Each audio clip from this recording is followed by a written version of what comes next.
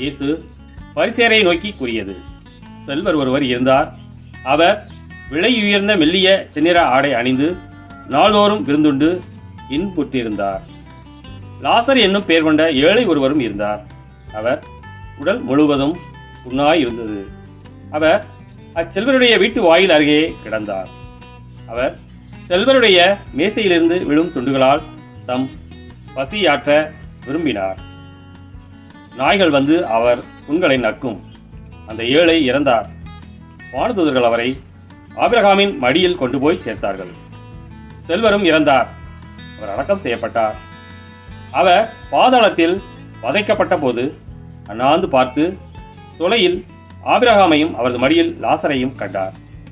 அவர், தந்தை ஆபிரகாமே, எனக்கு இரங்கும். லாசர் தமது விரல் நுனியை தண்ணீரில் நனைத்து எனது நாவை குளிரச் செய்ய அவரை அனுப்பும்.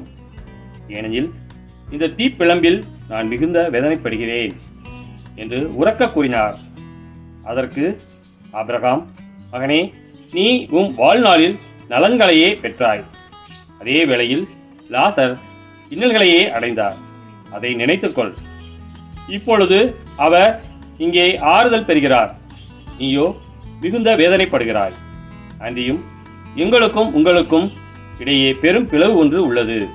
ஆகையால் இங்கிருந்து ஒருவர் உங்களிடையே வர விரும்பினாலும் கடந்து வர இயலாது, அங்கிருந்து நீங்கள் எங்களிடம் கடந்து வரவும் இயலாது என்றார். அவர், அப்படியானால் தந்தையே, அவரை என் தந்தை வீட்டுக்கு அனுப்புமாறு உம்மிடம் வேண்டுகிறேன். எனக்கு 5 சகோதரர்கள் உண்டு. அவர்களும் வேதனை மிகுந்த இந்த இடத்திற்கு வராதவாறு அவர் அவர்களை எச்சரிக்கலாமே என்றார். அதற்கு ஆபிரகாம், மோசேயும் இறைவாக்கினர்களும் அவர்களுக்கு உண்டு, அவர்களுக்கு செவி சாய்க்கட்டும் என்றார். அவர், அப்படியல்ல, தந்தை ஆபிரகாமே இறந்த ஒருவர் அவர்கள் போனால் அவர்கள் மனம் மாறுவார்கள் என்றார். ஆபிரகாம், அவர்கள் மோசேக்கும் இறைவாக்கினருக்கும் செவி சாய்க்காவிட்டால் இறந்த ஒருவர் உயிர் தெழுந்து அவர்களிடம் போனாலும் நம்ப மாட்டார்கள் என்றார்.